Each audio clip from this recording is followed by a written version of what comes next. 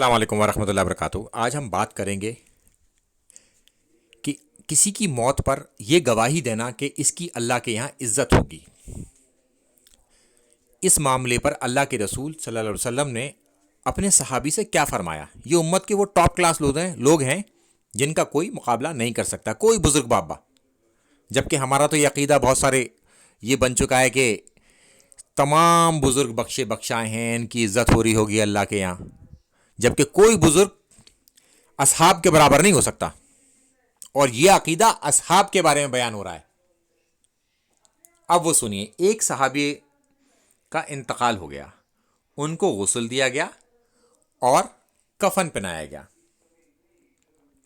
تو دوسرے صحابی نے یہ کہا کہ میں گواہی دیتا ہوں کہ اللہ کے یہاں آپ کی عزت فرمائی جائے گی۔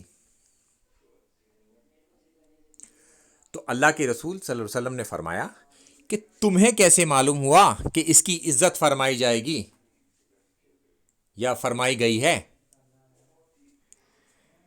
علم غیب اصحاب کو بھی نہیں تھا کہ کون جنت میں کون دوزخ میں، اور یہاں پر تو ہم نے بزرگ بابوں کے بارے میں عقیدہ گھڑ رکھا ہے کہ انہیں یہ پتہ چل گیا کہ اس کی ماں جہنم میں تھی، انہوں نے کل میں بخش دیے، وہ جہنم سے جنت میں چلی گئی۔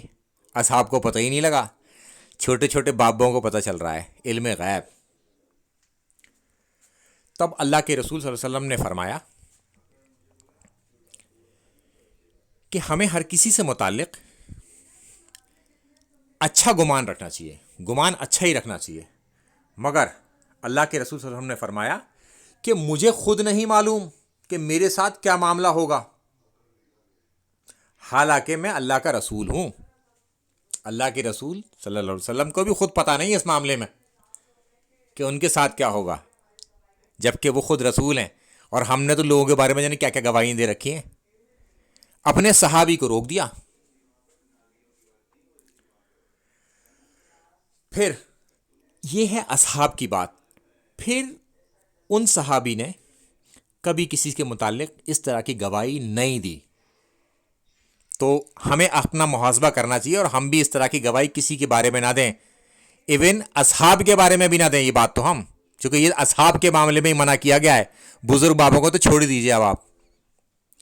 السلام علیکم ورحمۃ اللہ وبرکاتہ۔